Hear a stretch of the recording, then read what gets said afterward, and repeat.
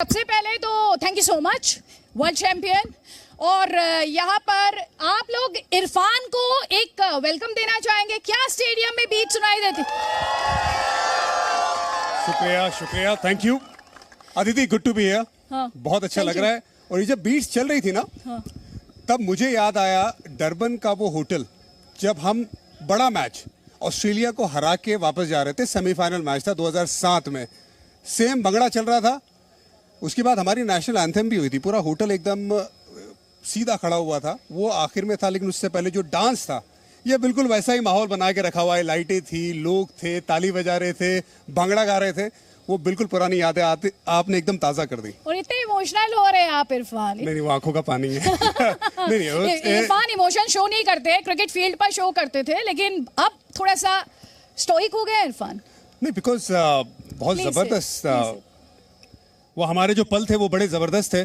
2007 के आज तक लोग बड़ा प्यार करते हैं, लोग याद करते हैं। फाइनल का वो मुकाबला कोई भूलता नहीं है। युवराज सिंह के 6 छक्के कोई भूलता नहीं है। गौतम गंभीर की वो पूरे टूर्नामेंट में बल्लेबाजी, वो फाइनल में बल्लेबाजी कोई भूलता नहीं है। क्योंकि पहली बार विश्व कप हो रहा था और आप जाते हो वहाँ पे और जीत के आते हो, वो हमेशा आपके दिल के करीब रहता है। लेकिन जब ऐसा माहौल हो जहाँ पे आपकी कुछ खास यादें हैं और ताज़ा हो जाए, तो फिर ज़्यादा खुशी होती है। भाई इरफान के लिए जोरदार तालियां भाई। वर्ल्ड चैंपियन हमारे बीच है, मजा नहीं आ रहा है प्लीज। हम T20 फॉर्मेट की बात कर रहे हैं इरफान। वैसे तो आप एक्सपीरियंस कैंपेनर हैं। चलिए मैं एक ट्राई करती हूँ T20 आपके साथ खेलने की। आपका सवाल जवाब है तो इंडिया डेफिनेटली सेमीफाइनलिस्ट। फेवरेट्स और underdogs? In my mind favourites. क्यों? बैटिंग। कमजोरी? आखिरी के 5 over. Bumrah will be missed. उनका replacement? No one. Challenges? First of all, combination, and second of all, how and the coordination will happen in last 5 overs. सबसे बड़ी threat? South Africa. X factor? Hardik Pandya. What can do the upset for India? Only something goes wrong in bowling, but apart from that, look, length में बात करेंगे, लेकिन बल्लेबाजी जिस तरह से मजबूत है, आई थिंक बहुत ज़्यादा कम चांसेस है अपसेट होने के। अपसेट करेगी भारतीय टीम, जहाँ पे लोगों को लग रहा है कि बॉलिंग इतनी मजबूत नहीं है, लेकिन बात होती है 20 अच्छी ओवर डालने की। वो डालने की काबिलियत है गेंदबाजों में। तालियां हो जाए इनके लिए। ये कह रहे हैं कि इंडिया जो है अपसेट करेगी, अपसेट होगी नहीं। Virat Kohli champion, legend, absolute legend, great role model for all the youngsters जो बैठे हैं ना यहाँ पे। ये विराट कोहली से बड़ा रोल मॉडल अभी फिलहाल इंटरनेशनल क्रिकेट में कोई नहीं है। इंडिया की बैटिंग या पाकिस्तान की बॉलिंग? इंडिया की बैटिंग। पाकिस्तान की बॉलिंग? मजबूत, तेज, 140 सारे गेंदबाज, लेकिन एक गेंदबाज उनका चोट के बाद वापस आ रहा है।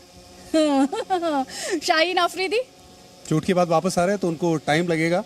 क्योंकि लास्ट टाइम जो हुआ था वो पूरे रिदम में थे। जब रिदम ब्रेक होता है ना बॉलर का, मुझसे ज़्यादा ये बात कोई नहीं जानता, तकलीफ होती है।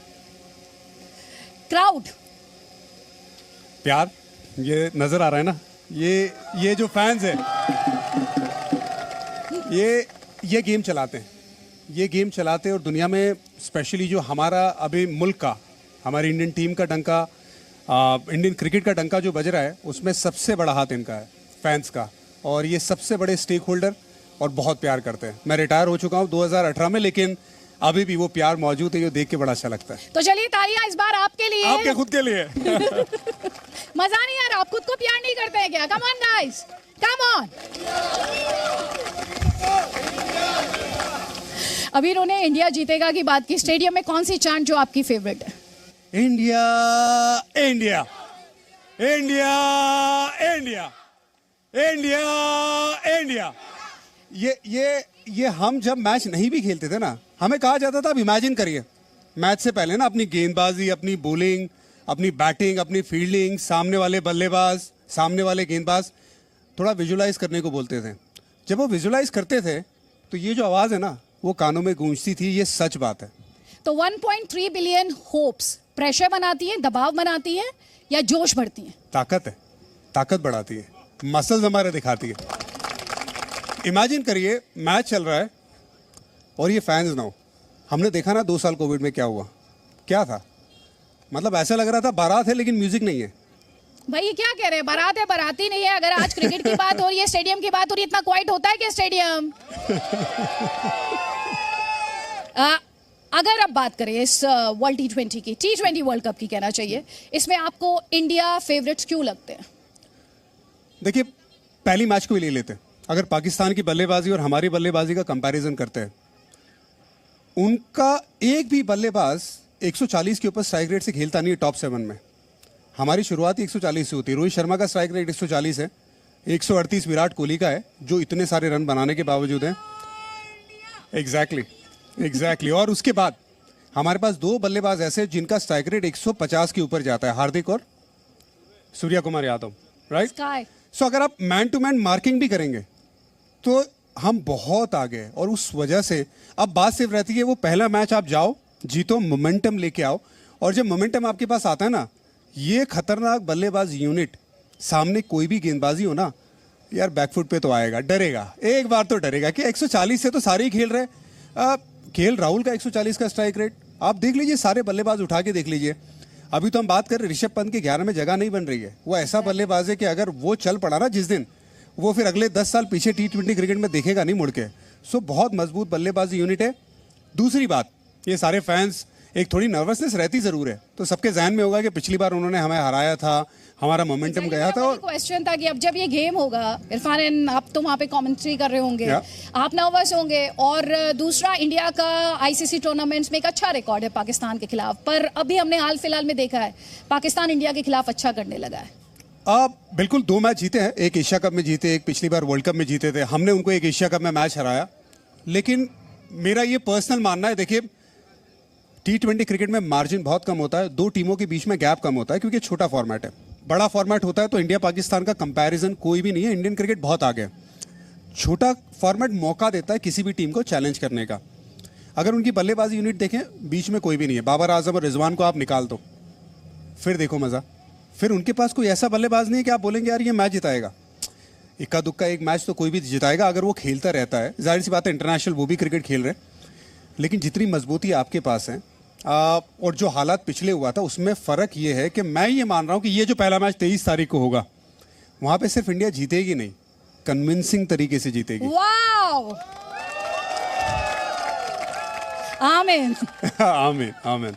लेकिन अगर हम बात करें मैच की, बाबर आजम और मोहम्मद रिजवान के खिलाफ, आपको अभी इंडियन बॉलर्स यहाँ पर हों, इंडियन गेंदबाज यहाँ पर हों, आप क्या कहेंगे उनसे? ये स्टंप्स दिख रहे हैं ना, आप जाकर भी बता सकते हैं। नहीं मैं यहाँ पे खड़ा होता, अगर मैं बॉलिंग कोच होता अभी भारतीय टीम का, उनके साथ होता, तो मैं गेंदबाजों को वहां खड़े रखता। वहां पे जैसे हमने 2007 में ना वो स्टंप में बॉल आउट की प्रैक्टिस की थी, वैसे ही प्रैक्टिस कराता सारे गेंदबाजों को। और उनको बोलता कि आपका टारगेट सिर्फ स्टंप में रहना चाहिए, और जो लेंथ है वो इतनी आगे रखो कि अगर रिजवान सामने मारता है ना चौका, मैं एक्सेप्ट करूंगा as a bowling unit, as a bowling coach, और as a captain Rohit Sharma को भी कहूंगा कि भाई अगर वो सामने मार जाते कोई बात एक्सेप्ट करो, पर रिजवान को साइड पे खेलने मत दो। साइडवेज, मेलबर्न का मैदान है, थोड़ा स्पंजी बाउंस रहता है, थोड़ा ज़्यादा बाउंस रहता है। आपको थोड़ा कोशिश करना है, जैसे इंडिया में आप ओवर पिच बॉल डालते हैं ना, उस तरफ आपको जाना है, वो वाली फुल लेंथ ढूंढनी। अगर आपने ढूंढ ली और अगर गेंद अंदर की तरफ आ गई, तो मुझे लगता है बाबर आजम और रिजवान ये दोनों आउट हो सकते हैं। वाह, तो ये मेरा प्लान रहेगा। ये क्लिप हम भेजेंगे टीम इंडिया को, ये क्लिप भेजनी चाहिए। पेस एंड बाउंस की बात होती है, ऑस्ट्रेलिया की बात होती है, और आपका तो एक अच्छा खासा वहां पर डेब्यू भी रहा और रिकॉर्ड की भी बात की जाती है। How big a challenge is Australia? The pitches, I mean, जितनी ज्यादा ट्रू पिचेस रहती है, उतना ज्यादा क्रिकेटर की जो एबिलिटी होती है ना, वो सामने आती है।